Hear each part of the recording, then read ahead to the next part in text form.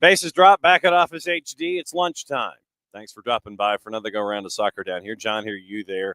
We'll go for a while. We, have some news. Obviously, this week's kind of slow when it comes to news and getting ready for things. So this week is going to kind of be all around the joint. So Bart's going to join us at 1 o'clock for his standard reffing down here and women's national team, women's soccer stuff. So we'll get into that coming up in about a half an hour. We'll go through all the news of the day as we got it, plus anything on your mind. I know there are some things that I have to address. We've got some promos and all that kind of stuff. But here's the week as I know it. Tomorrow it's normal, 9:05 Eastern. We've reached out to all of our friends, and we're waiting to see what they are up to in their time slots and things like that this week, since we're still kind of in that holiday mix. So we'll get into that. Reached out to Tyler, reached out to Keeler, and we'll see if they can join us tomorrow. No show Wednesday because it's New Year's Day. So sleep in New Year's Day. Might be an espresso to start your day off on the day side. Thursday back to normal. Hour number 2 is your power hour. As always, Nino and Nico. And we'll see how Christmas was for both of them. Nino's still very, very busy when it comes to everything. Afternoon, Tom. Hopefully you have returned from RVA in one piece, and hopefully the car is in better shape. That reminds me that I have to schedule an appointment for rear brake pads for the Subaru once we're off the air. So I've got to do that. And then Friday, I'm anticipating. What I've done on Friday is I let everybody know that I could think of in our email chain that since it's kind of the end of the year, kind of the beginning of the year, it's the last Friday, kind of in that crossover, I'm going to turn it into a free-for-all. So anybody that wants to come in can come in. They can say hi. We'll talk New Year's resolutions, all that kind of stuff, what you're looking forward to in 2025, what you looked forward to, what the most fun you had in 2024, and get you ready for 2025. That'll be Friday. And I've reached out to everyone. And I'm like, all right, you guys want to come in on Friday? You can come in on Friday, normal time. So normal time tomorrow, no show Wednesday. Normal time, 9:05 Eastern on Thursday, power hour, hour number 2. Normal time on Friday. Today was the only goofy time because of what's going to happen here in opening kickoff in just a little bit. Update from Tom, by the way, $1,800 later, and it's not. Calls have already been made to Firestone. Lawyers may be contacted. Damn, okay. Ran into Michael Head and the boss this morning. We got back from our activities, and so Michael Head 1 and the boss, they were taking their lap, and so it was good to catch up with them and have the rowdy man completely and totally try to intimidate them and have them not step on our property. So Michael was getting in his daily exercise, and it was great to see him. Okay, opening kickoff. Brought to us by our friends at Kickoff Coffee and kickoffcoffeeco.com. That's your QR code for those of you who are hanging out with us this morning, however you are doing so, large device or small. Hit that QR code. You start your day with Kickoff Coffee and kickoffcoffeeco.com. Then what you do is you buy out the store. You start your day there, but what you do when you check out is use the code SoccerDownHere15. You get 15% off your purchase. They in turn take 10%, reinvest at youth games, youth initiatives. Very, very cool stuff from our friends at Kickoff Coffee and kickoffcoffeeco.com. All right, so here's your update. I know a lot of you have been asking about the boss, and we finally have answers, and that's why we're late this morning. Had to go see our physician, and we now have a diagnosis. Radial fracture. And so literally it's like the bone itself down here as opposed to up higher. So it's not a boxer's fracture. It was a radial fracture. So down here at the base of the hand. And so she now is the proud owner of a cast. And I'm sure that there are those of you who follow her on social media who will see this picture of a large, dark blue fiberglass device on her forearm. So radial fracture, hairline non-displaced. So that is the update. And we found that out this morning by going to our physician here in town. And then from there, it's like, okay, go across the street and get your cast. And so literally it was bang, bang, bang. Our doctor sees it. He diagnoses it, sends a note across the street, pile into the car, go across the street, get the fiberglass cast, then fight traffic and the wreck that was on the perimeter. And then we're here, and that's why it's a 12:30 kick today. So for those of you that have been asking and those who have been monitoring and those who've reached out and called and reached out on social media, thank you for doing so. It is very humbling and greatly appreciated. So that is the diagnosis of the diagnoses. Hairline fracture, radial fracture, down low, and not up high, but down low. Radial fracture, non-displaced, in a cast, probably 4 to 6 weeks. The boss is happy that she's no longer wearing that gangly device that was there to immobilize everything, basically from knuckle number 1 all the way up past the elbow. They got rid of that. So it is literally the cast that goes up the forearm. So forearm just shy of the elbow and wrapped around the thumb and everything. But she does have access to typing and can, hunt and peck with her hands and with her fingers and things like that. So that's that is the latest with the boss. And so the boss is upstairs. She's actually back working.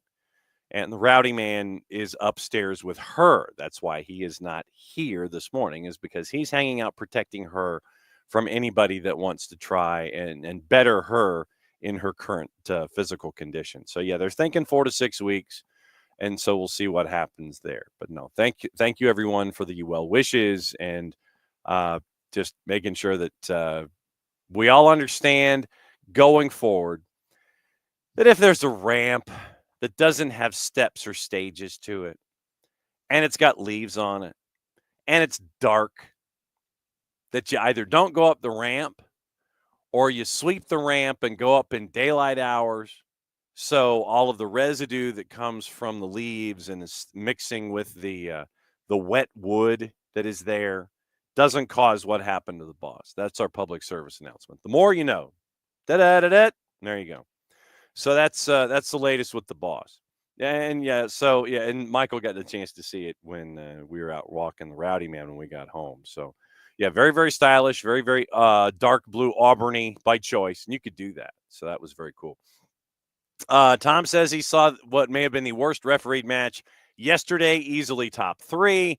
And yes, we are going to get into Ted Uncle as well retiring. Bart's going to join us in a half an hour. So details come 1 o'clock when Bart joins us. So that's opening kickoff, brought to us by our friends at Kickoff Coffee and kickoffcoffeeco.com. That's your QR code for those of you who are hanging out with us and watching on the video version. Once again, what you do is you buy the store out. But then after you've bought the store out, use the code SoccerDownHere15. You get 15% off your purchase. So you buy the store out at Kickoff Coffee and kickoffcoffeeco.com. Then you use the QR code and you use SoccerDownHere15. Use the code at checkout. So basically, you buy the store out, then you buy the store out at a 15% discount. So that's what you're hunting at, involving everything with Kickoff Coffee and kickoffcoffeeco.com. All right, promos.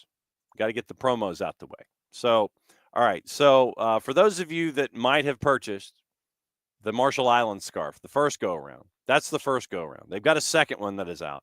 We're going to try and catch up with our buddies, Lloyd Hours, the technical director, and Matt Webb, the communications director, for the Marshall Islands later this week, and find out about their 2024 and what they're looking forward to in 2025. But they have a new jersey out, not a new jersey out, but a new jersey out. It is their 2030 No Home kit. And when that shows up, we will purchase that as well. But we're going to try and catch up with our friends from the Marshall Islands as well this week, find out what the latest is with them, find out about their 2024 and their 2025. Speaking of which, and jerseys, go to Olive in York, and you can get your first ever Soccer Down Here jersey, thanks to our friends at Kaiser Permanente and Scott Flood at the Flood Project for all the organization and the designing of said jersey. And then with that jersey, some of the proceeds are earmarked for projects that we have to help better the game in 2025. So you can get your SDH jersey. Apparently, it is like the naviest of navies, and you have the option of white letters and numbers, white personalization, or light blue personalization. Abby went for both, by the way. So Abby's giving back, and once again, you get the Olive and York jersey. That's earmarked for projects that we're looking to start giving back to in 2025 and soccer, doing more soccer for good here at SDH. So Olive and York, you can get our jersey. Marshall Island store, you can get their jersey and the scarf that we helped model that we have as a fundraiser. You'd be getting those from me. You'd be getting those scarves from me, by the way. You end up paying the Fed, but you get the scarf from me. So that's how this works. And then once again, so Olive and York, you get the SDH jersey. Marshall Islands, you can get their new scarf. You can get their new jersey and the scarf. And also our friends at Grady Baby and Grady Baby Co. right there. Soccer is just better in Atlanta. You can get the sweatshirt. You can get the T-shirt. You can get it in the red. You can get it in the black. And proceeds for this are earmarked to help out middle school soccer programs within the Atlanta public school system. So that's helping them out. So we're doing a lot of the soccer for good, and we're hitting that with the ground running at about 900 miles an hour now, getting you ready for 2025. So Grady Baby Co., you get the sweatshirt, you get the T-shirt. Soccer is just better in Atlanta, the red, the black, and it helps out middle school soccer involving APS. And so you have that. You've got the Olive and York jersey, which helps out projects that we've earmarked in 2025 for Soccer for Good. And you've got the Kickoff Coffee QR code. Don't forget to use the code Soccer Down Here 15 so you can get discounted coffee after you buy the store out. You can get a jersey that's SDH with Kaiser Permanente on the front to help out projects we've earmarked in 2025. Or you can go to Grady Baby and Grady Baby Co. and you can get you can help out middle school soccer involving Atlanta Public Schools. So there you go. That's your rundown of all of the promo stuff that we've got here at the SDH Network. So very, very cool stuff that a lot of folks are looking at, and we're going, it's fantastic work, really cool. And we want to thank everybody for having the faith in us when it comes to all of these projects.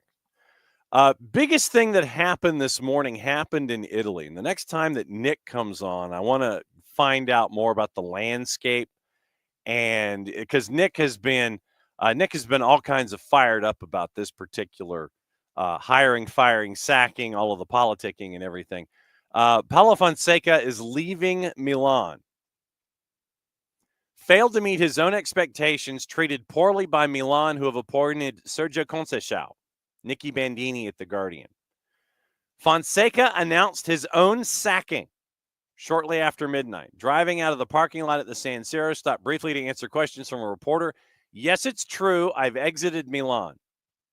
That's life. Life goes like this. My conscience is calm because I did everything I could, end quote. Milan eventually confirmed they'd relieved the head coach of his duties in an official statement published Monday morning, appointing Conceição as his replacement. La Gazzetta dello Sport reported documents had already been exchanged for the new manager's contract before the Rossoneri kicked off against Roma on Sunday. Case for change is obvious. After drawing 1-1 with the Giallorossi, Milan will end the year 8th in the Serie A table. 8 points adrift of the top 4, trailing joint leaders Atalanta and Napoli by 14. Fonseca had raised the bar after he'd replaced Pioli in the summer, stated his objective as win the Scudetto. But that does not justify treating him so poorly. If the decision to fire Fonseca was made before kickoff, why not inform him before he spoke at a post-game press conference? Barely an hour before he broke the news of his own dismissal, the Portuguese had told a room of journalists he expected to travel with his team for the Supercoppa Italiana semifinal in Riyadh on Friday.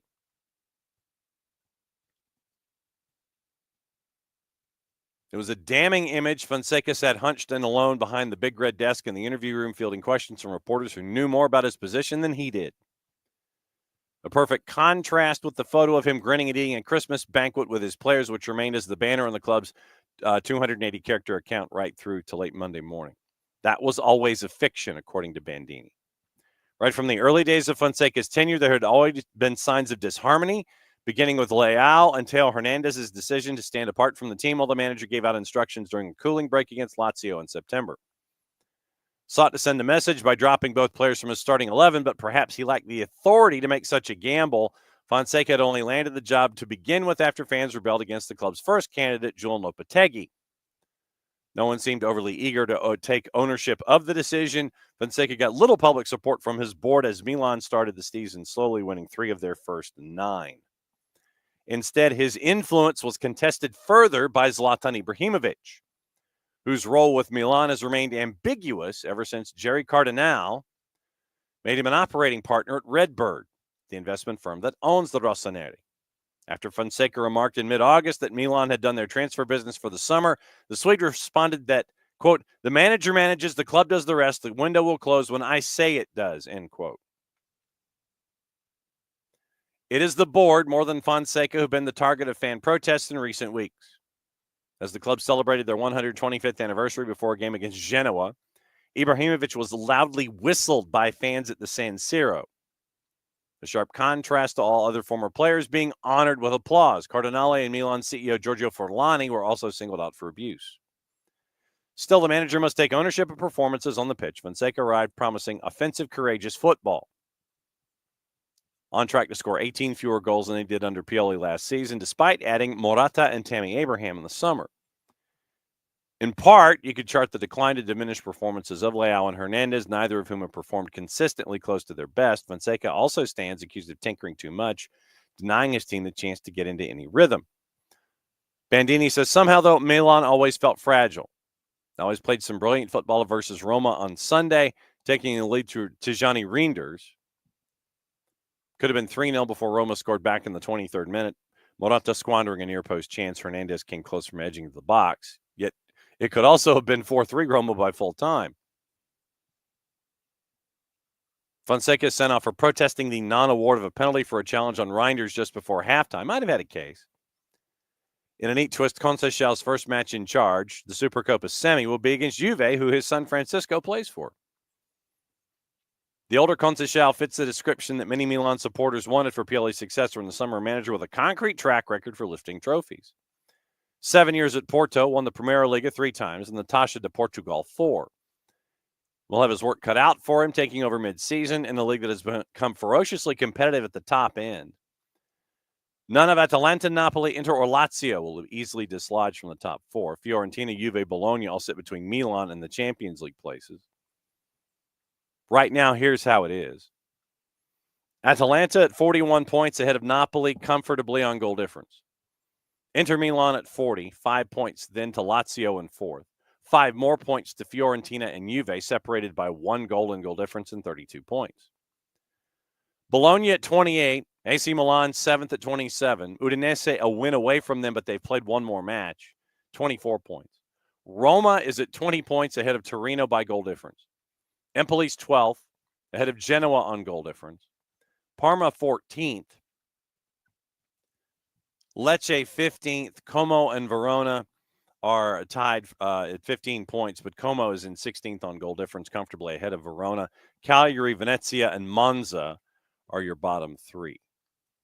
So that's probably the biggest news of the day was that you had a sacking involving Fonseca. Another one of the things to pay attention to was Neil Maupay. Maupay's on loan at Marseille from his parent club, Everton. And I know that Tom is going to sit there and Ropes and everybody, they're going to sit there and they're going to have their fingers in their ears on this one. Sparked outrage with Everton fans taking a swipe at Everton on social media. He had a dig at Everton when he departed on loan in the summer. Posted on the 280-character app after Everton loses 2-0 to Forest, quote, "Whenever I'm having a bad day, I just check the Everton score and smile," end quote. Former boxer Tony Bellew reached out to Maupay on the app, simply replied, "Prick." 1 league goal, 29 appearances before being signed by the Merseyside club in 22.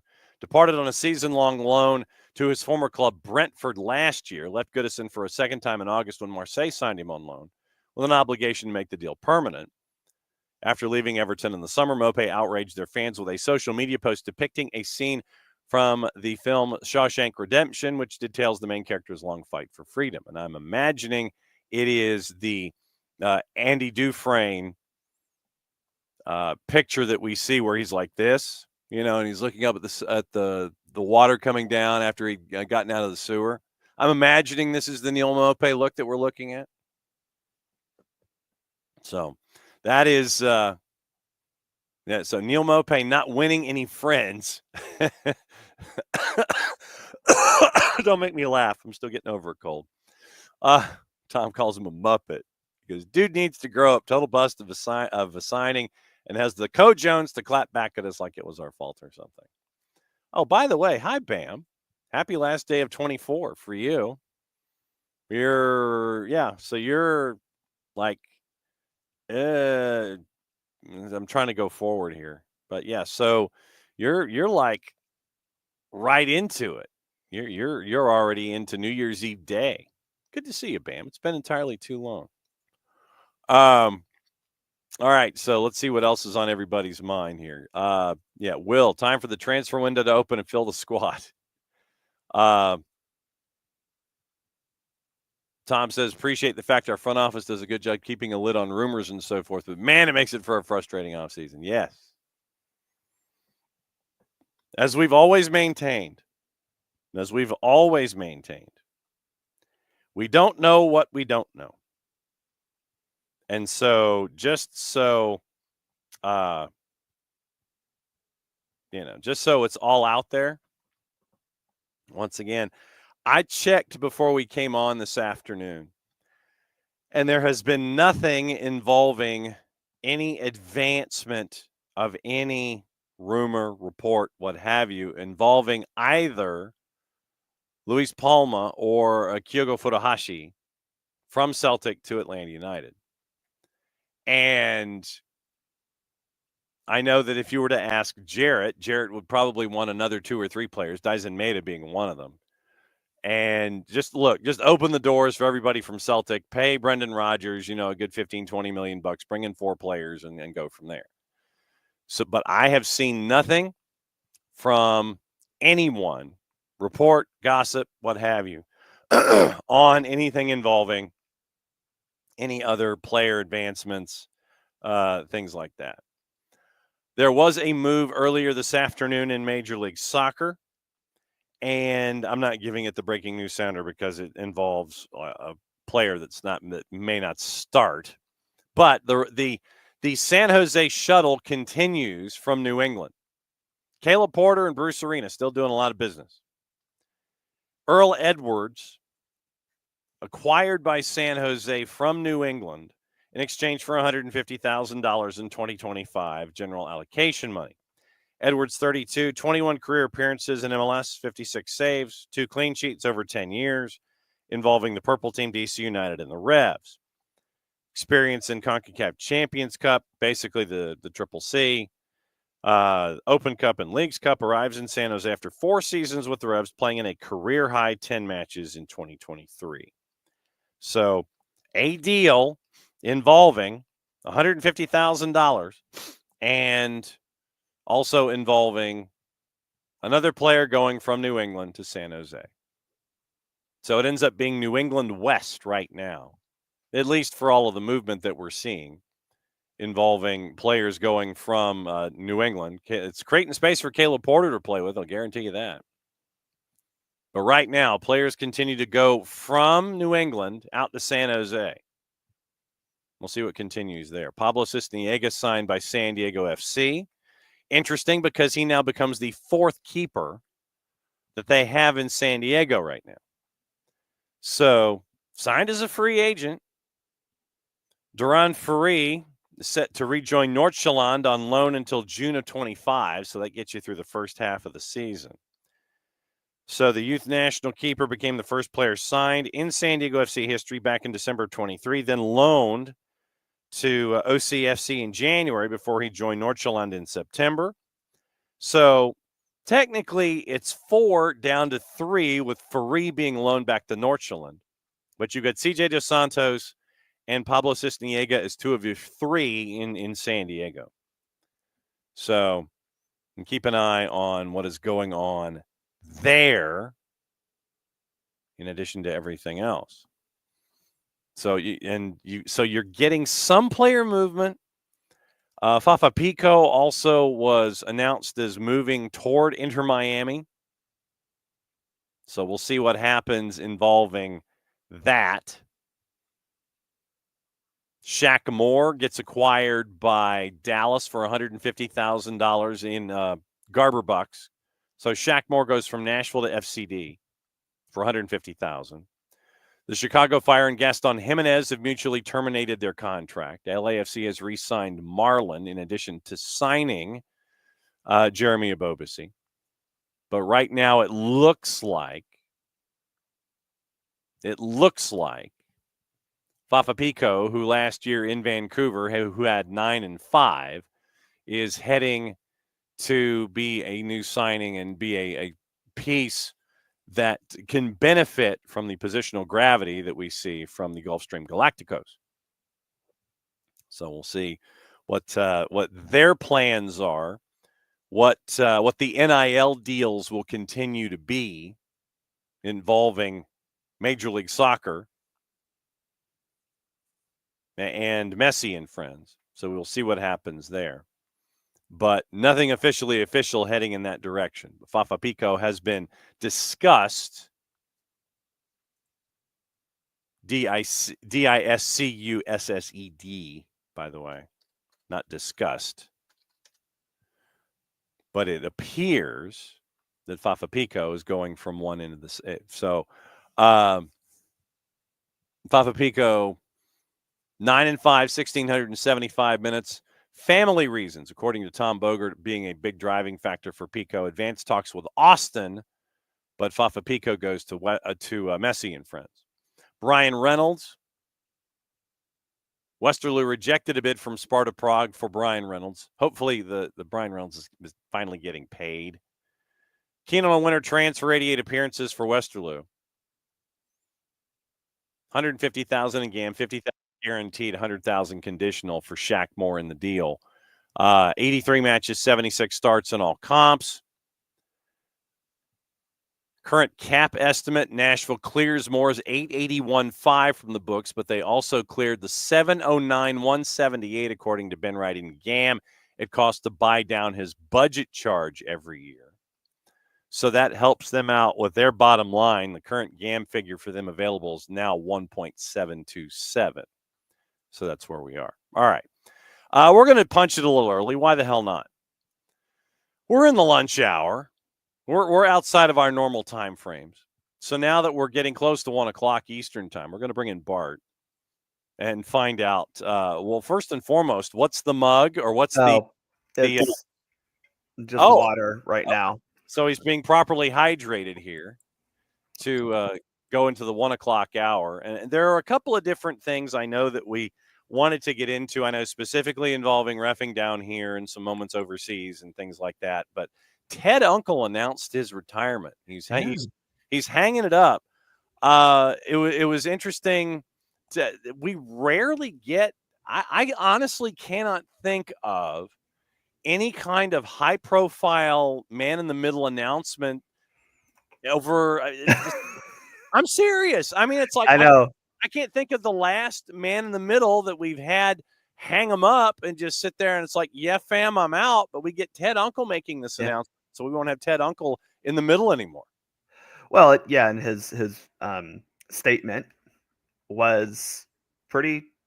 It read like a almost an athlete retiring, and I think that was kind of cool to hear him say that about his love of the game, but also now his desire to spend more time with family, as a lot of people hear from athletes when they're retiring. So yeah, and so I mean, I just thought it was interesting that we don't get these kind of announcements, but now we do. And I mean, it's let me ask you this. When it comes to, and I know that it's different levels of availability and things like that, but how difficult is it to stay in shape and be a man in the middle and be ready for anything that comes your way, especially as the game continues to grow and evolve. How difficult is it to roll with the times and Yeah. stay as in shape as possible? Well, I think for any a referee at any age, you have to understand that most referees are older than the competitors on the field, right? And just about every sport you watch, you see some silver-haired men on a football field, and sometimes you see some bald heads on a basketball court. Soccer does tend to have younger referees because of the physical requirements of being a soccer referee. I mean, there's a lot of running, but a lot of times you'll see pro. I think especially the PRSA and pro have in their CBA some fitness, not training requirements, fitness support requirements. Be it gym membership taken care of, be it recovery methods. I think we talked a little bit about like flights and how uh, flying to and from games need to be taken care of a little bit better than just you're back there in economy on a frontier flight. That works for me going to and from a game, but I'm just getting drunk, whereas opposed to a referee who's trying to actually perform well. Sorry, John. I mean, Don't make me laugh coming out of a cold, brother. That's kind of rough. I know. Um, but it is hard because you are much like a lot of aging athletes, right? You train probably gearing up to the season, and you're keeping your training up during the season to be match fit. Once that final match that you referee in the season hits, you do have less motivation to train because you don't have something immediately happening. And so I'm sure that he probably felt, I don't really want to have to go on that run this morning. Or the treadmill really doesn't seem that fun today. And it's hard because of the requirements, but it's also hard because of the motivation. Um, we're all dedicated to, well, at that level, they're all dedicated to their craft. They're all dedicated to being very good referees, and that requires a lot of physical uh, stipulations that they have to meet. But it's just at that point, I think for him, it seems like it was the motivation, and not that he doesn't want to do it, but it's just why do that when I can go walk with my daughter? Literally, is what he said. And so, he's trading out a long run on a treadmill in the morning for, going to grab coffee with his daughter. And I think that John is really the key here is it's hard. And I'm sure at his age, look, he's not young by any stretch. He's been No. refereeing a long time. Uh-huh. The earliest entry I see of him is 2013, which John, I'm not great at math, but that's at least 11 seasons. Yeah, that is true. Which is Okay. a long time to be refereeing at the MLS level because again, you're probably starting in your mid 30s. And I would imagine, I think Ted's in his 50s. I could be wrong, but he was always one of the older ones anyway. And he always um, seemed to get some really big matches. He's been a really um, for a while there. He was a pretty big mainstay on the international circuit. Obviously, we didn't see him as the U.S., but all of those things require time. They require energy, not just physical, but brain energy, and that is kind of where it comes down to, John. Because sometimes, and I mean, I even feel this, and I know a lot of referees I work with feel this of, you know, we love it, but sometimes you're like, man, I just don't want to work this weekend. I hate to say it that way, but like, and especially with a lot of these pro referees, and Ted was probably well before this invention, but he had a full time job while refereeing. Because he was doing this well before there were, major compensation packages for referees. So, he has had the luxury recently of being able to be a full time referee, but he has put in a lot of time and effort and energy into being a referee for a professional referee for 11 years. That's not even counting what he had to do before that. So I get it. I am interested to see, John, is Ted Uncle going to go out to the local U15 SCCL game type of thing? Is he going to that would be a fun, like, oh man, Is he going to take a weekend and say, hey, let me go run some lines over here at the local park? That could be fun. Could you imagine him at a U8 game? Like, yeah, I'll take hold of this. That'd be hilarious. Or you see him, see him at a Tampa Bay Sun match in the USLS. Yeah.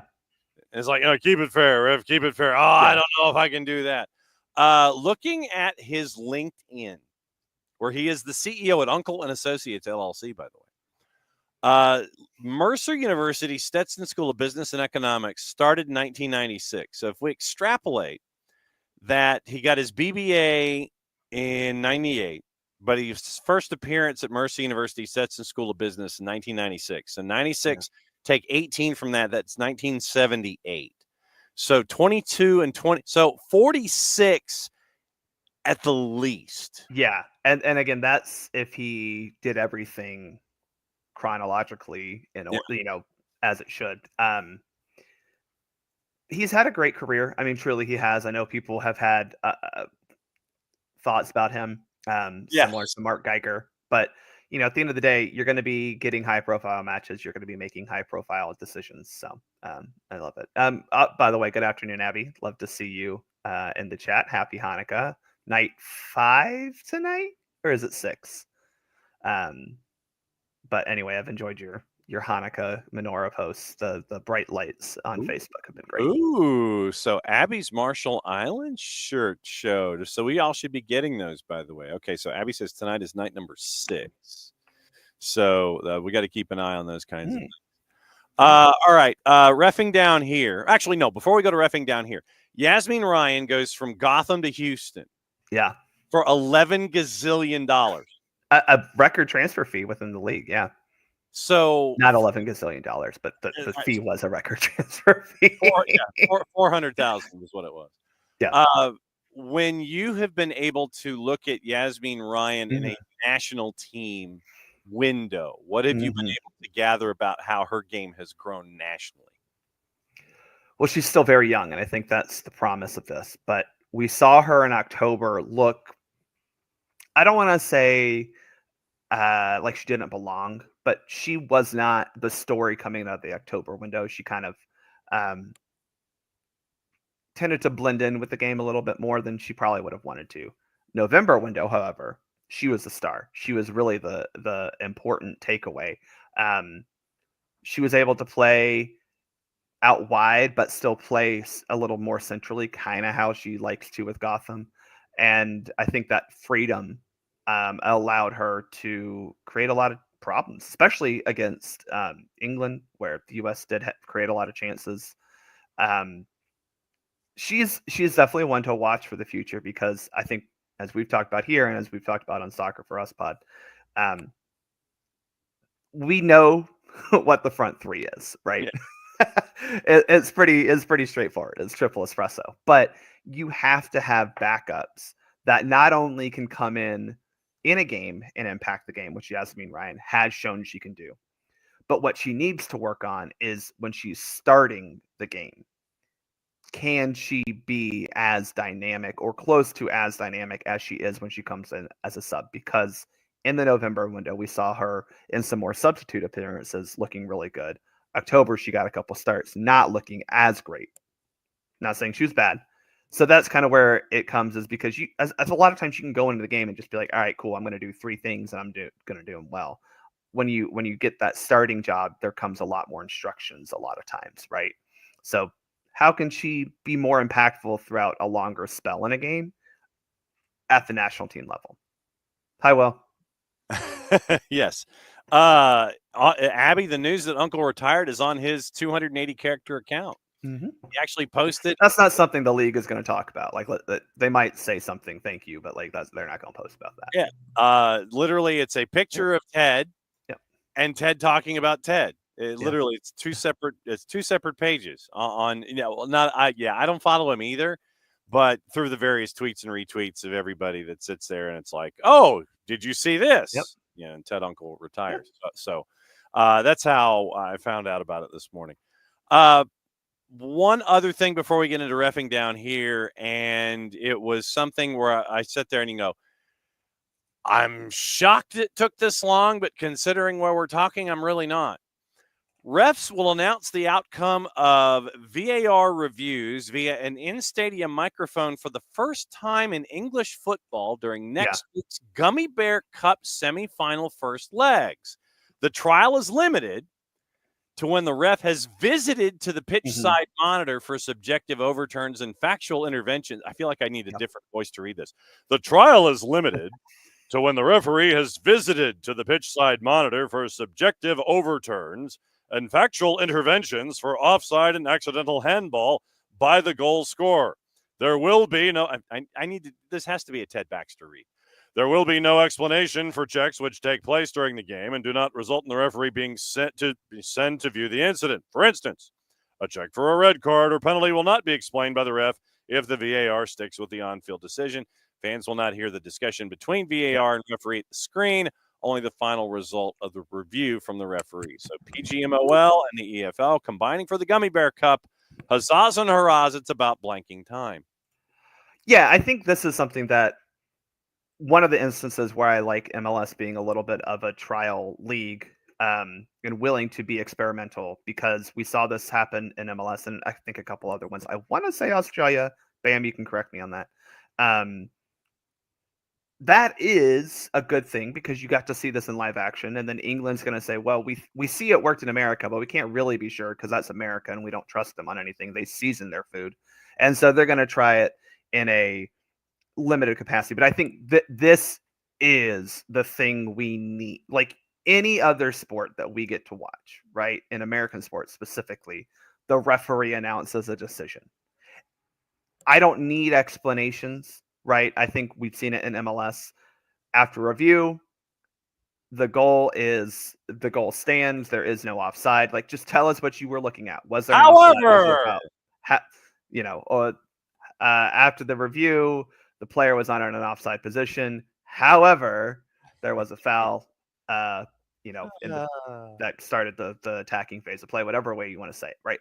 I think that is something that the Premier League will appreciate because, they don't believe in televisions and stadiums, so they need the help of the officials to communicate the decision outside of just no goal or, good goal. We'll see if they can actually do it right, because we've also seen them take perfectly sculpted and manicured, processes and take them and go, no, we're going to do it different because we're English, and then it somehow doesn't work, which, again, bam, like the US and Australia, they said, let's do this, and then they did it over here and we did it well, and then they tried it back home, and for some reason it just never works in England. I don't know. Yeah. But this is a good thing, John. Go back to 1776 and talk about that. Exactly. IFAB initiated the trial in FIFA comps starting back in December 22, making it available to all comps a year later. Featured in the FIFA Club World Cup in Morocco, the 2023 U20 World Cup, 2023 Women's World Cup in Australia and New Zealand, which you got to see firsthand. To your point about the A-League, fans in the A-League get to see what VAR is watching at the monitor on the stadium big screen. I think that might be a little bit of a stretch too far because, like, again, I do think the NFL's and the NBA's model for review are good in terms of get the referee to the monitor, look at it, let them make a decision. But good for Australia, that's transparency, right? I don't think the Premier League is going to do that, but announcing decisions, having, John, a script that you follow to announce decisions, because that was something that in the Women's World Cup they did as well. It was just a simple after review, what we looked for, the decision. After review, the goal, the not goal, the red card, the not red card, whatever. Stands or is overturned, and then if it's overturned, especially give a very short reason of saying, like, after the review, the goal is there is no goal. Player 11 for white was in an offside position. Boom. Until interfere with the goalkeeper might have to be one, and we'll talk about that, I'm sure. And yes, we are. So that's where we are headed. And there were a couple of plays that you had earmarked this week. Yes. For reffing down here, and one of them is the idea. And this is Brighton Brentford, and this is Joao Pedro. And it goes along the lines of just because you throw an elbow and you don't connect with the elbow doesn't mean you didn't try to throw an elbow. Right. And the end result, you had a VAR check for red card violent conduct on Joao Pedro for throwing an elbow with no contact. And so I thought that was that. And this is something that I think gets lost on folks, is that just because you don't do something doesn't mean you didn't do it, if that makes any sense. Correct. And I think that was the kind of the issue that I had with this eventual decision. Was it was very clear what he was doing. We're not allowed to really judge intent, but you can look at what happened and go, okay, well, he took his elbow, he stopped running, stopped playing with the ball, took his elbow and swung back. If he makes any sort of contact, it should absolutely be a red card. But obviously, because it's not a contact, we are talking about this, and the issue comes from you have laws of the game, and I'm going to try to read them so that there isn't any real confusion. Okay. The foul is strikes or attempts to strike, including a headbutt, an opponent, right? That is a direct free kick foul. So obviously, sure, like if you throw a punch or try to throw an elbow, like in this situation, that is going to be deemed a foul. You can get in a direct free kick sometimes for, a lot of things that may be outside of that, but this is a direct free kick foul. The question then became, was it violent conduct? And again, I don't understand how this wasn't given. A player uses or attempts to use excessive force or brutality against an opponent when not challenging for the ball.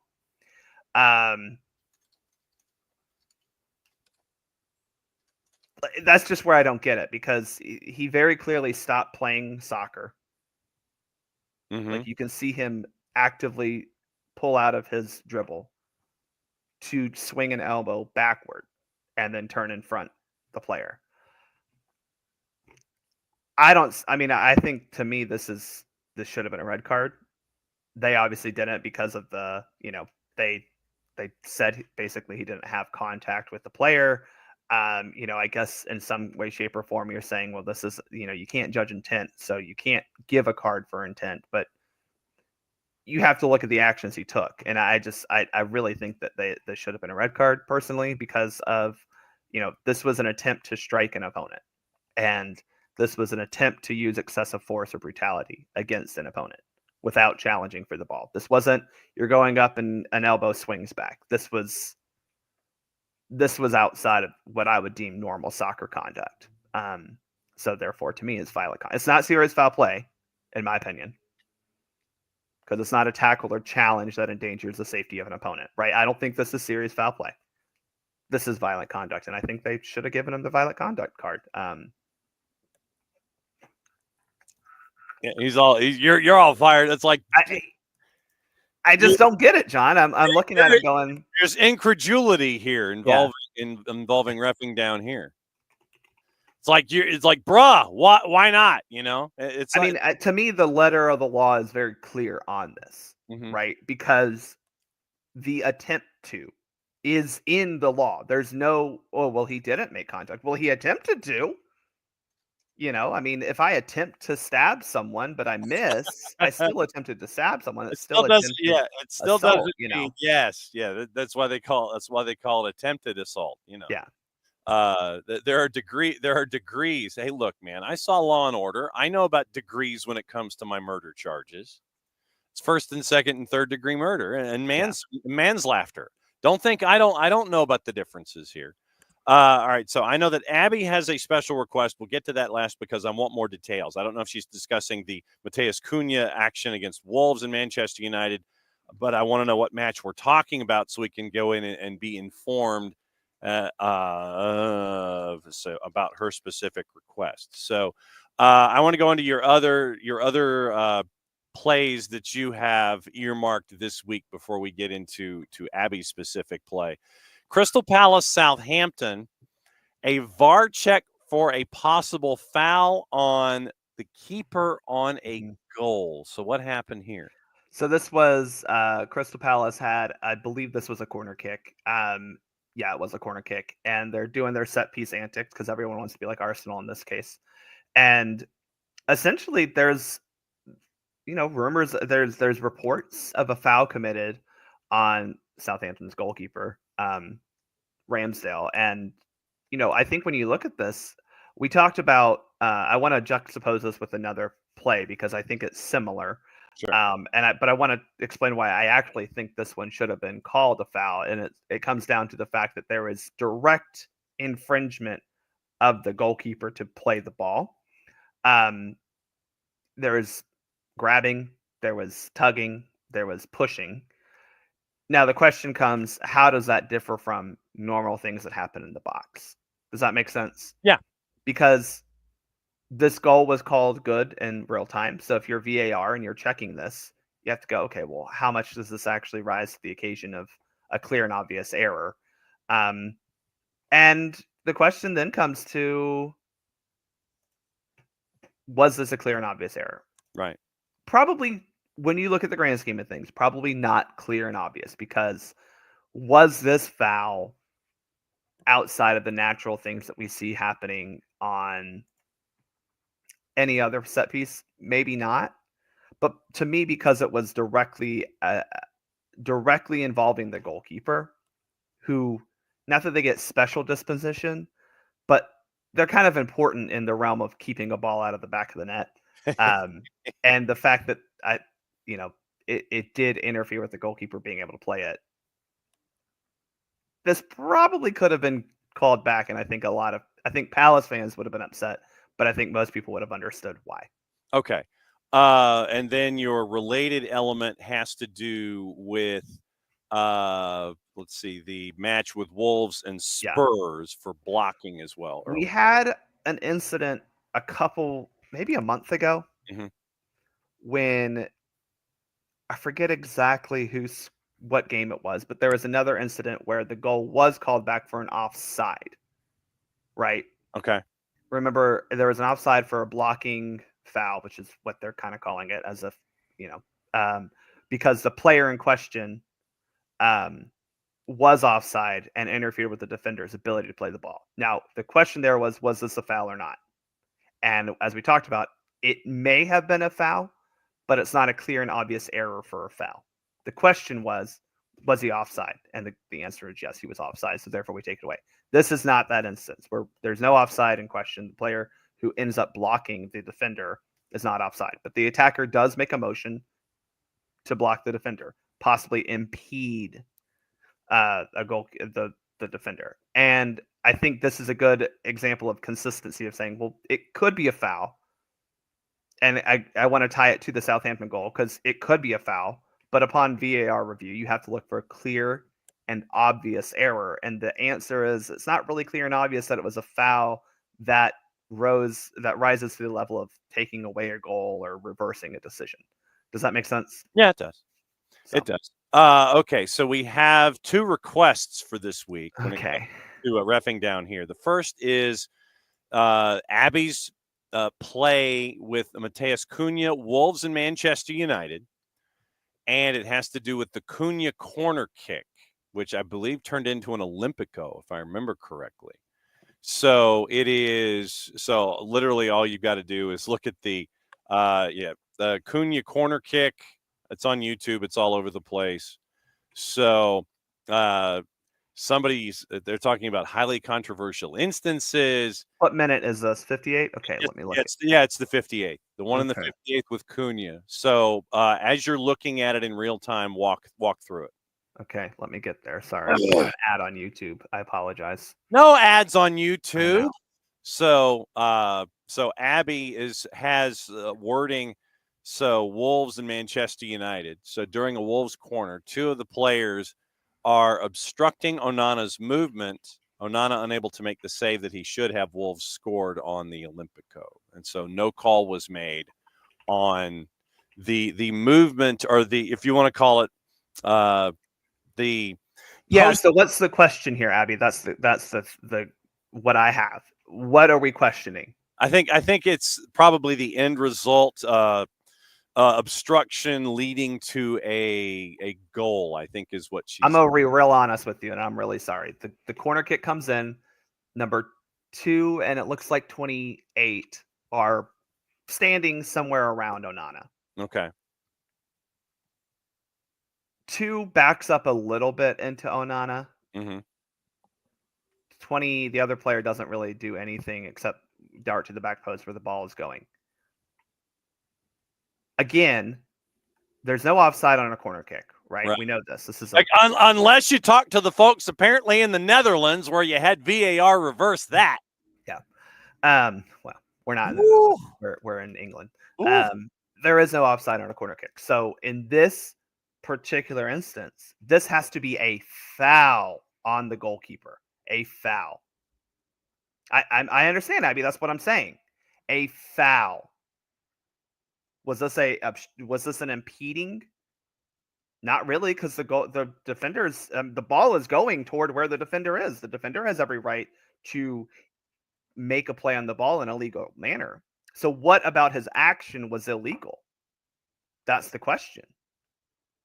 So there you go. Does he charge into Onana? Does he trip Onana? Does he pull a hold Onana? Does he, do any of the? I'll run through them again. Any of the direct free kick fouls, right? Charges, jumping, kicking, pushing, striking, tackling, tripping? No, I don't think he does that.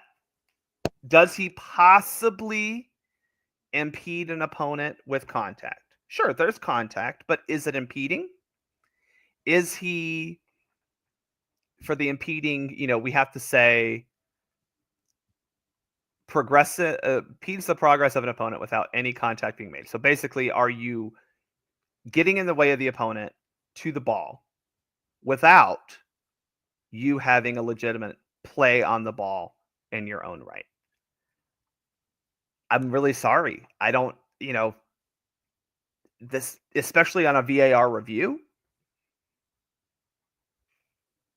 this isn't a foul. This isn't a clear and obvious error. So, the defender's allowed to be there. And if anything, Onana's the one who runs into him and has some bad goalkeeping mechanics and goes forward instead of coming backward. But that's regardless. So if VAR didn't review it, then it very much is the call on the field, which is there's no foul. This isn't a foul. This isn't impeding. This isn't a foul. This certainly is not a foul, right? Maybe it's an indirect free kick for impeding an opponent. I don't really think it is. I really don't think it is. He doesn't do anything truly, from what I can tell, that, forces Onana to not be able to play the ball. He doesn't hold his arms down. He just is there. Now, he does have his arms out. Maybe you could make that. But in live action, I'm sorry, Abby. You're not going to get this call. You're just not. Yeah, and so the screaming that you heard also, I'm sure that was from Drew. Again, with the Southampton call, there was a legitimate, the player reached out to grab the goalkeeper. Right. That's very different. But players are allowed to be there, and especially on a corner kick where there's no offside, they're going to be on the goal line. But believe it or not, and I do want to get to your resolutions idea coming up as we go. But yeah, 10 Don't days. act like I'm working today, John. I know. 10 days ago, you had a VAR intervention in the Eredivisie where Zwolle scores a 90th minute winner, disallowed by VAR for offside. The offside was directly from a corner. But remember, you can't be offside directly from a corner, except probably in the Netherlands or in the Dutch Eredivisie. So, Merry Christmas, Happy New Year for all those who observe. Yeah, I need to see this. Yeah. So it's Dale Johnson's account. Go to ESPN Netherlands, December 20. But yeah, you can go to Dale Johnson's account. It's a couple down. But yeah, they did call an actual offside off a corner. So and the Dutch Football Association announced that it was a significant error. Yeah, that's an error. Yeah. And that's the thing that you hope VAR is gonna avoid. Yes, but apparently they don't. So, All right. So Bam had a request before we get into resolutions, and I know that you yes, wanted to get into that as well. So I sent you the note in the private chat. yes. Bam, I'm anticipating that you are discussing the Zinedine Meshack red in Melbourne victory in Sydney. Meshack sent off in the first half for a challenge on a defender. Match review panel convened, considered the incident, and concluded that the midfielder had committed the offense of serious foul play when challenging for the ball. Yeah. It's Okay, a hold on. one game suspension, minimum sanction for the offense, meaning he misses victory's away trip to Auckland on New Year's Day. Also, Oh, okay. So this was in Sydney. uh I was in this stadium. Ooh, that looks bad. It does. Yeah, I'm sorry. huh. Um, I think we've had this incident before, like this type of situation. You go over the ball with your studs and you still hit the ankle of another player. That's still a red card. I'm Yeah, sorry. yeah. That I may not like personally agree with it because I think physics do have to play a little bit, but like this has been a pretty standard across the board red card. Yeah. Beautiful stadium that they're playing in though. Yes. Before you go, I know that you wanted to get into resolutions. I know it was something Yeah, that Christina had Christina Uncle's resolutions. Yes. So, what were Christina's resolutions, and please enlighten the rest of the class, sir. Well, it's funny. She had a couple for different leagues. I want to talk about the ones for MLS, and I'm going to try to make sure I have them so I can actually like repeat them in my head. There you go. Okay, hold on. I gotta bring it up because I have like 17 different tabs open. All these I tabs, know. all these tabs that he Oh, has, sir. I moved my Instagram from when I had it pulled up. Let's see. Of that, I understand. Sir. Yeah. Okay. 2025 resolutions with Christina Uncle. Here we go.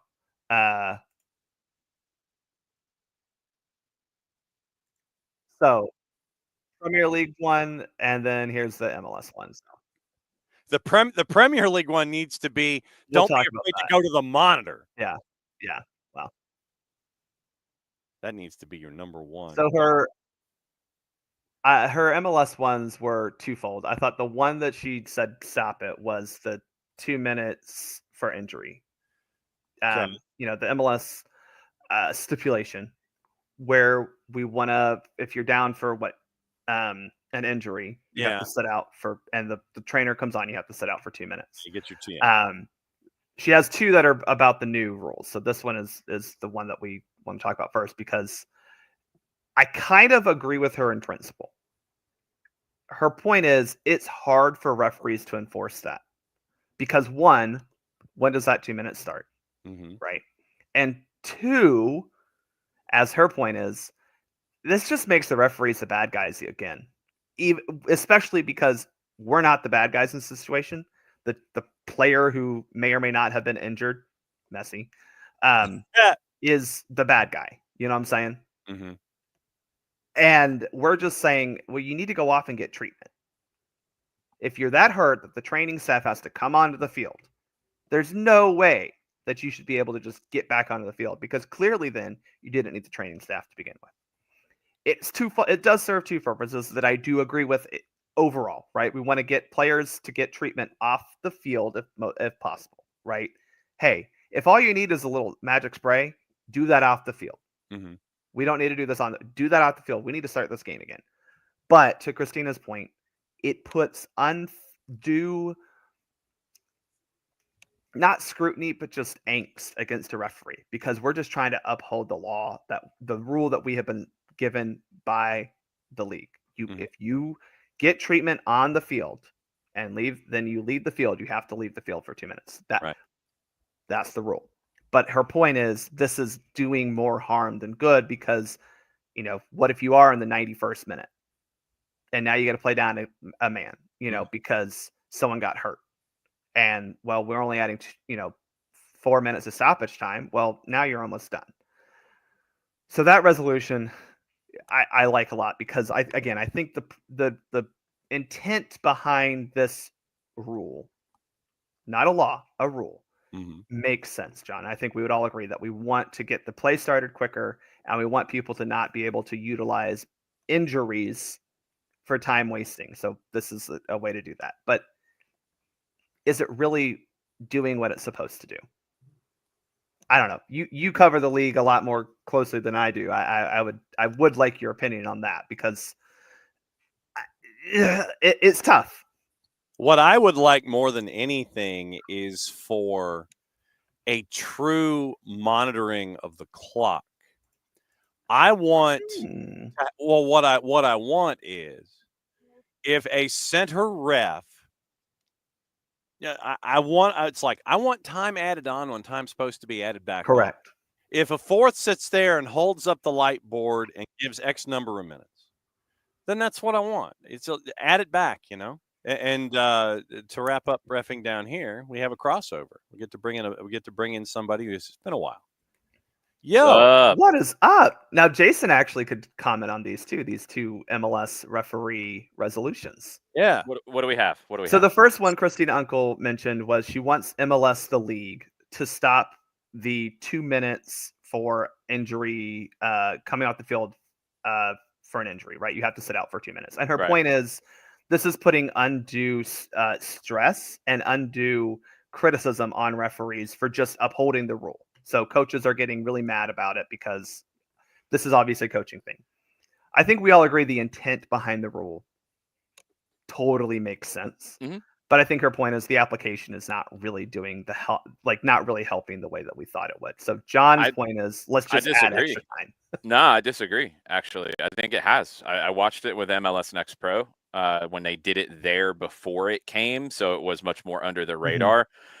I think if Lionel Messi doesn't complain about it, we're probably not having this conversation. And look, that's life. You know, when Messi says something, it's going to get a lot of attention.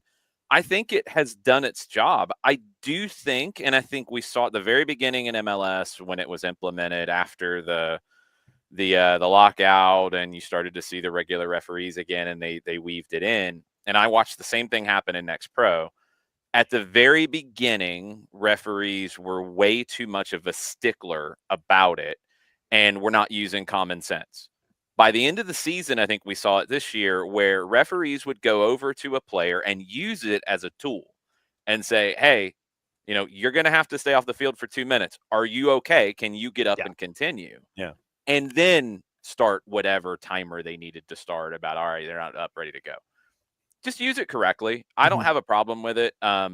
Referees getting extra criticism, again, from somebody like Lionel Messi, like, that's part of the gig. Yeah. I think it's a good weapon to use. It's how you use it is the trick. And just like, you know, Mark Geiger's quote at one point about the referee rule book being able to bend, that's exactly what this is. Use it as a weapon to make the game flow better and not have, I don't know, Philadelphia Union players roll around for 20 minutes. It's worked. Yeah. So I think it's good. Just use it correctly. That's all. Her other resolution was to keep the, 10, 15 seconds you have to get off the field for a substitution. For a sub. Now, I think that putting a hard and fast time on us, similar to the injury thing, is where we're going to get into the, was this really, he was 16 seconds type of thing. But I love this because this, to John's point, takes away one of the biggest time wastes in our game, which is a guy, how many times we see Joseph take off a sock, take off a shin guard, take off the pre-wrap, bless the ground, bless himself, bless the sky, bless every player that he's leaving, shake hands with the referee, and then 5 minutes have gone, he's finally left. So I do like this rule. I know it's hurt teams on occasion, but get off the field. You can leave the field at any point. You do not have to leave the field at the midpoint. You can go anywhere off the field. And that's why I'm kind of like, I don't have any sympathy for you if you take 15 seconds to go from corner flag to midfield. Just go off the field there. Again, use it properly. I mean, we've had the 6-second rule about goalkeepers in the book forever, and nobody got hung up on it being 6 seconds exactly, really. Well, except for that Olympics. The one time that I've seen it. No, I've seen it called twice. I can't remember the other one. Canada got very hung up on it. Yeah. but they were probably using drones. So what can we do? Yeah. It's you don't have to clock it. It's one of those deals where you can, if somebody's taking their time and they're being a little egregious, then yeah, put your hand up and do the countdown deal and that sort of thing. That's fine. Use it as a tool and get players off the field. The other element to that comes into play is, and I know different leagues and competitions have different feelings on it, is the idea of getting players off the field at the closest point.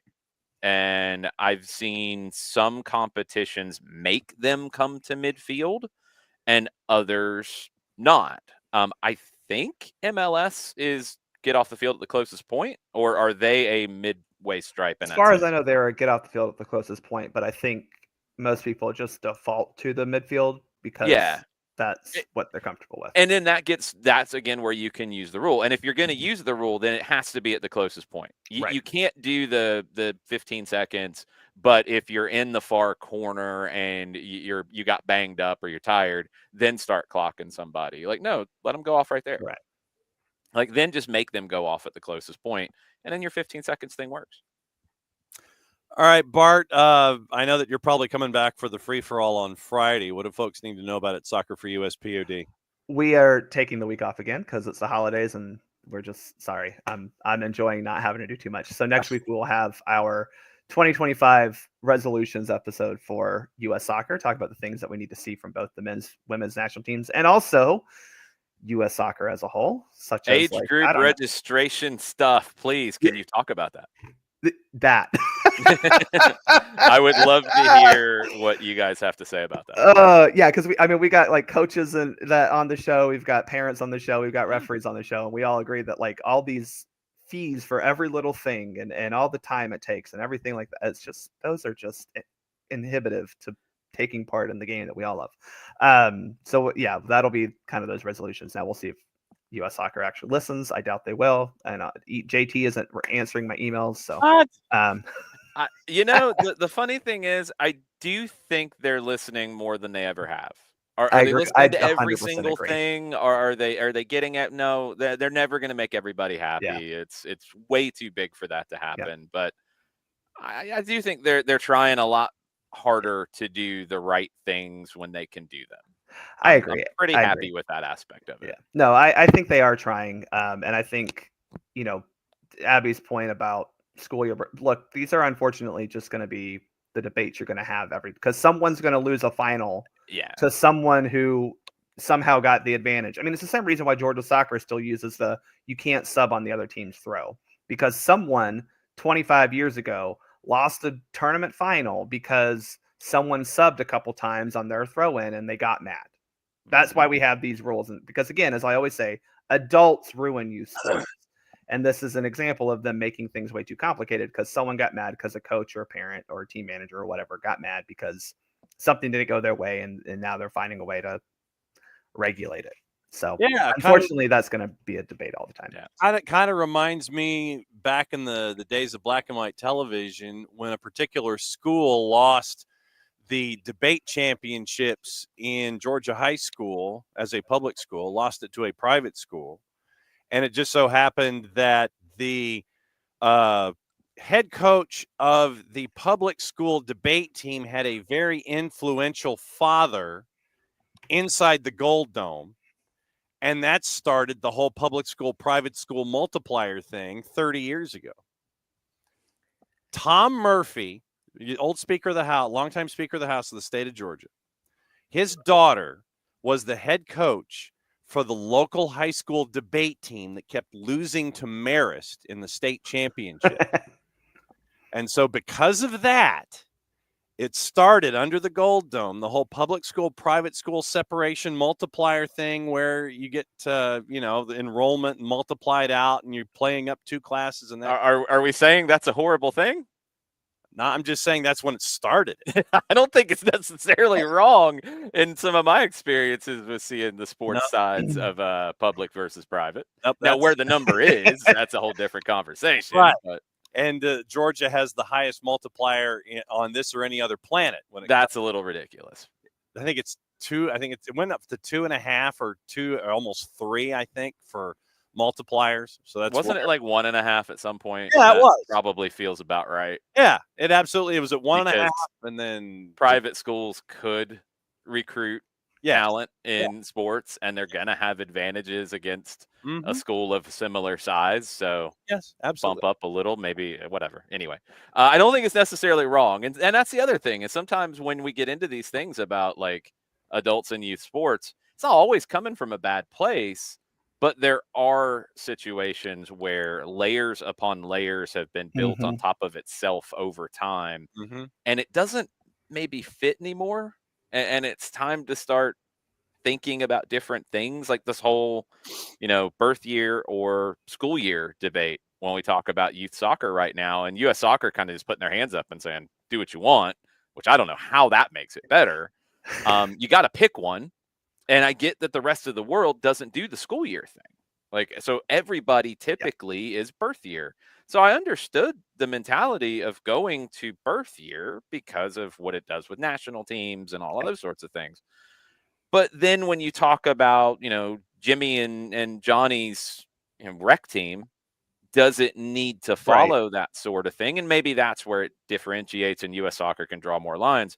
But wherever you set a line, whether we're talking about birth year or school year, somebody's going to be like, it should be the other way because then I'd have the advantage. Yeah. If we're talking about offside and we move it from, the front foot to the back foot or whatever, there's still a line. Like there's always going to be that, and we're always going to complain about it. Being in situations where I've been on discipline and protest committees and been in rules committees conversations, you have to try to make it as good for as many different people as possible and as fair as you possibly can. And just know that you can't make everybody happy in Correct. these situations. No, never make everybody happy. It's Correct. impossible. And you shouldn't try. Like you're going to drive yourself crazy in that. And that's where you're going to get these flip-flops that are more disruptive than, the birth year date being September 1st when schools don't start September 1st anymore. Schools Yeah. start a lot earlier than that. Yep. So are you going to change it back to that, or are we going to keep moving that around? I mean, we have some year-round schools going on. Do we follow that? Like, I don't know. Yep. Yeah. Bart, we don't want to get you in trouble with the real world, so I guess Nah. we're going to see you Friday. We're going to see you Friday with the free for all. Is that how this- Absolutely. Y'all have a wonderful new year. Blessings, and I hope everyone enjoys the next week of whatever you're working or not working. Yes, absolutely. All right, be good, my friend. We'll see you Bye, soon. y'all. All right, Adios. there goes Bart. Now that you're here on this side of 2024 and 2025, it's been a while since you've been here on the afternoon version of the morning show. How many times is there an afternoon version of the morning show? 4 Yeah, exactly. in the entire 7 years, Yeah. 6+ years we've done it. Since the last time you were here, there's been an addition to the front office for Atlanta United. There's been an addition on the touchline for Atlanta United. Well, we've talked about those things on SDH content. That is true. We have had special shows. We have. You crashed one after stopping the alarm at the TSA 4 times because you had a crushed up Celsius can in your coat pocket. It was a tall boy too. That's the only size they make. No.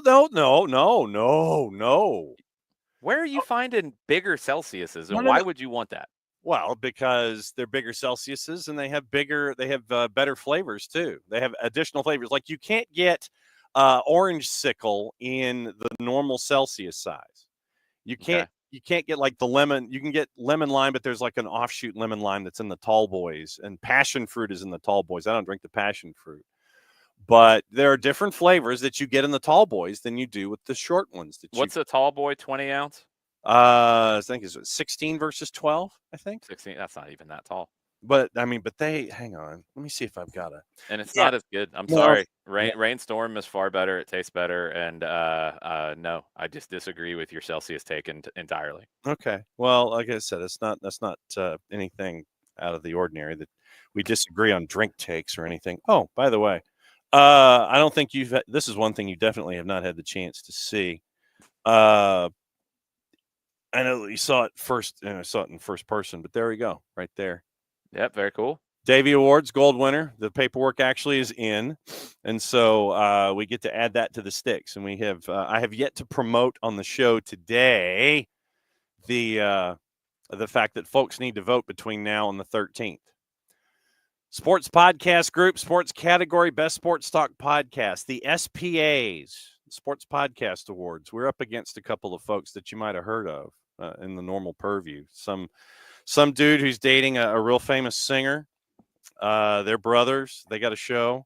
Mm-hmm. Scott Van Pelt, the SV Pods, they're up there as well. Bill Roden, Bill Roden on Sports, the Bros Pod, and New Heights, and us, and a handful of others in the Best Sports Talk category. So I'm trying to convince folks to turn it into like Chicago area politics. Vote early, vote often. Everybody can do that, so I don't think that's going to help. So vote for us on the Sports Podcast Group in the sports category. Best Sports Talk. Very humbling to have been nominated in the FCAs in the first place. I mean, when your competition is BBC, Sky, Golasso Network, ITV, all those folks, and you're in that group, that was mind-blowing, and to be in this as well, it's been a fantastic year. We're doing our little thing, and we're trying to get better at it as we go, and things will be a little different in 25 with some new things into the mix and new ways that you guys can contribute to what we're doing, new ways that you guys can support what we're doing. But we're also trying to be in as many different places as we can, because look, it's a good time for the game. And, I talk to people, whether it's fans, I talk to other people in the industry. I see what other people are saying in the industry, and the amount of negativity around the game right now just blows my freaking mind. It is as healthy and wonderful as things have ever been in terms of soccer in this country, in our neck of the woods. You can go back not that far back into the past and not have the things that we're complaining about now. Can it be better? Yeah, like we talked about with Bart. Like, can U.S. Soccer do things to make the game better in what they affect? Yeah, they can. And I'm sure they're weighing all the pros and cons of them. MLS can continue to evolve and be better. USL, same thing. NWSL, same thing. The high school game, the college game, all these things. None of it's perfect. But this idea that everything's bad and I don't enjoy it the same way, and there's not players who make me excited anymore, and I don't watch these things all like I used to, I just don't understand it. I really don't. If you love the game, you're going to watch a game between two local high schools and be enthralled if it's a good game. If you love the game, you're going to watch a Premier League game like the one's coming up later today. And if it's a good game, you're going to be enthralled. If it's a bad game, it's a bad game. It happens. You never know what's going to happen. That's what's so wonderful about it. And there's so many different stories. And I think what maybe one of the things that's leading to the acclaim that we're starting to get in these different circles, which is still crazy to me. I think we've really zeroed in on sharing the joy of the game and sharing the joy of the people involved in it. And it's so easy to just get negative, cynical, whatever. There are so many wonderful stories and people doing things in this sport, from coaches to players to administrators to leagues and teams and clubs and communities. There's plenty to talk about that is on the positive side. And I think we have found ways to do that and also talk about things that we want to see grow and improve. So if there's anything that has maybe separated us a little bit, I kind of keep leaning back to that. And that's kind of the North Star for, I think, where SDH is going more and more in the future. What were some of the cooler stories that you got to stumble across and get to share with the rest of everybody in 2024? I mean, so many different things in high school. The high school game is just wonderful if you love the sport, because all of the things that we talked about earlier with the youth side that can be political and can get toxic at times, and you see the bad behavior from parents at times and those sorts of things. Like, I don't feel like you see that as much in high school. You do. I mean, it happens in high school sports, but there's much more of the representing your community, representing your school, that is just wonderful. Whether we're talking about two teams that have no chance of winning a state championship to the best teams in the state. There's just so many great things about the high school game, and it's so pure to me.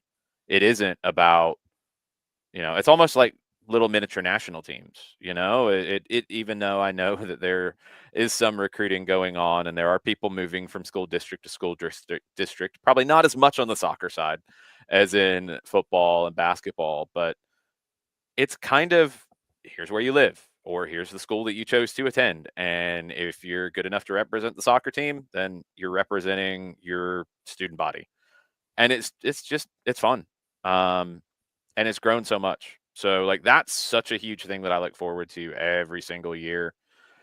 I think getting into the colleges more and more, and what we're doing with that, really focusing on Oglethorpe and Georgia State this past season, and getting to do a feature on one of my favorite players that I've had the chance to call over the years in Callie Mahan. I mean, you're talking about somebody who has played more games at Georgia State than any other soccer player in the history of the school.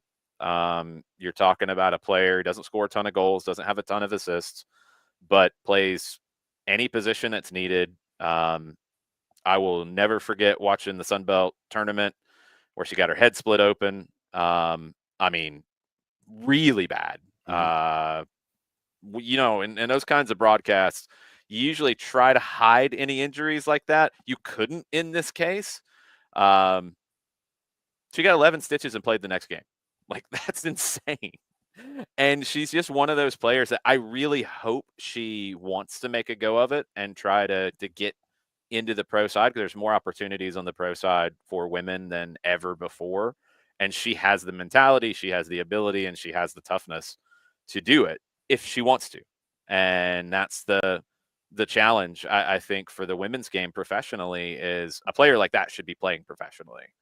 But it might not be financially rewarding enough, financially viable enough, career, viability enough to make that sacrifice, because it is. And that's, I think that goes to, another one that I thought was a story that I'll always remember about 2024, and it's Ronald Hernandez. And you talk about somebody who's sacrificed, and you talk about somebody who's, fallen in love with their city that they, called home because they came here to play professional soccer. And it's more than that now. The post-game interview that we did with him after the Columbus win, where he talked about that, and he felt, comfortable enough and trusted Mike and I enough to be real and talk about suffering and what he's been through, not playing a lot, and in what it meant to him in that moment to be playing consistently and be counted upon and to have the form that he was having. To get to tell these stories and to get to make people understand that, of course, you want your team to win. Of course, you want, 3-0 wins every game. It's not ever going to happen. And to understand those moments where you get mad, and right now Falcons fans are yelling and screaming about Raheem Morris and fire him now because he didn't call a timeout at a certain point. No guarantee that if he calls that timeout, by the way, that they win that game. I thought he was going to. It happens. He's a human being. And he's done so many good things already with this group. And I think just that idea of understanding, and I think maybe that's why some other outlets don't talk about the human side of it enough, because then it's easier to be detached and be cynical and shout and yell and want people fired and want people run out of town, and this guy sucks and that guy sucks, and she can't play, and all these kinds of things. No, these are human beings. And the professional level, at the high college level, even at the high school level, there's pressure. And that's real. And that's part of being a human being. We all deal with pressure in our jobs. But you have to understand that when you're screaming and yelling about people sucking and people should be fired and all these things just out of the blue, there was no talk about Raheem Morris being fired before last night not calling a timeout. If there was, it was very minor and it was on the fringes, because those people want everybody fired all the time. Yeah. But then to have it blow up in the way that it did, it's just, man, we overreacting here a little bit? And that's sports, and I get it. But I've really felt like as we've gotten to know people like Ronald and people like Callie and the high school coaches that we interact with and, you know, coaches with Atlanta United and administrators with Atlanta United and people who, give everything they have to succeed at whatever level they're at. Yeah, there comes a time where that job is going to go to somebody else. That's life. That's not even a sports thing, but in sports, you have a limited shelf life. That doesn't mean we have to forget that these people are human beings and dial down the rhetoric a little bit. I think we play into that too much at times. Yeah. And I mean, for me to be able to be a part of this and be able to do the storytelling aspects to where it's Emory, it's Oglethorpe, it's Columbus State, where it's D3, D2, and all the points in between where we get to talk to Dalton State as they chase after championships. Oh, one of my favorite quotes of the year was Jay Entlich talking about, don't come to my program if you don't want to be coached. Mm-hmm. Like that's such a brilliant way of putting what it is to coach at that level and to do it right. That was such a cool quote that you got from him about that. And, yeah, we've been lucky to get those nuggets of truth from players, coaches, everybody. And that's something that I hope that we can continue to build on and grow and bring to the masses because I don't think it's being brought enough. And it's fun to story chase, and it's fun to find out Yeah. about all these things that you don't get the chance to find out about, and to have a place where you can do it. The game is the great equalizer, and that's what's so cool about this sport. And I think all sports have an element of that. There's something just intrinsic about soccer and the way that it works and the way that it plays out that there has to be a level of cooperation. There has to be a level of working together, of bringing individuals to form a stronger collective, all those sorts of things. And that plays into, I think, the best of people. And, you see when it's going well, what that means. And when it's not going well, you can see some of the reasons why if you come at it from that prism and examine things that way. What to watch, where to watch, and where to watch it before we get out of here. Obviously, Manchester United Newcastle's on USA at 3:00. Universo is simulcasting. And it's Got also rumors about Anthony Robinson potentially being in the crosshairs of Ruben Amorim, which would be interesting. Same thing. Talk about coaches and people having short fuses. Like he came in, everybody thought he was the greatest thing since sliced bread, and then it's no, he doesn't know. It's like stop this nonsense. I know. Like you can get into it more and analyze it more, in a lot of different ways and see if he's succeeding or not succeeding or a work in progress as he is because he's only been there for a little bit of time and they're playing 3 games every day and a week and a half. So you don't have time on the coaching to coach. You don't have time on the training pitch. You have to just make the best of it. Like he's a brilliant coach. Doesn't mean he's going to be successful there, but nobody knows how successful he's going to be right now.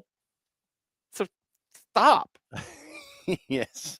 NBCSports.com with the simulcast, 2:45 on Paramount Plus, Serie A, Bologna, Hellas, Verona. League 2 on Paramount Plus at 3:00. Our Dons from AFC Wimbledon and Gillingham. And Peacock at 2:45, Aston Villa and Brighton, Ipswich and Chelsea. That is your viewing stuff today. We're back at it normal time tomorrow, 9:05, chasing Tyler Pilgrim, Keeler Hodges, finding out when they can be with us. Obviously, no show on Wednesday. Back to normal Thursday, free for all on Friday because it's like the end. We're in that hybrid part where the year doesn't end flush and it ends in the middle of the week. So it's like, all right, well, I'm going to go ahead and make Friday like the end be all, and you can talk about 24 and 25. So Friday, I'm turning into a free for all. Anybody that wants to drop by can drop by and sit there and talk about 25 and whatever they want to talk about. So But no, it's been a fantastic year, and it's great to see you here on this particular aspect of things. Yes, not when you're in an airport after upsetting TSA. You ain't kidding, brother. All right, so since you're here, do you want to go ahead and send us out? How do you do that these days? I don't even know. I don't, especially on an afternoon version of the morning show. Well, the afternoon version of the morning show, it's hey, we're done. Mucha plati, I'll play it safe, and then we toss to the end. Play it safe's your line. I can't use that. Well, then fine, use your line. Mucha plati, y'all.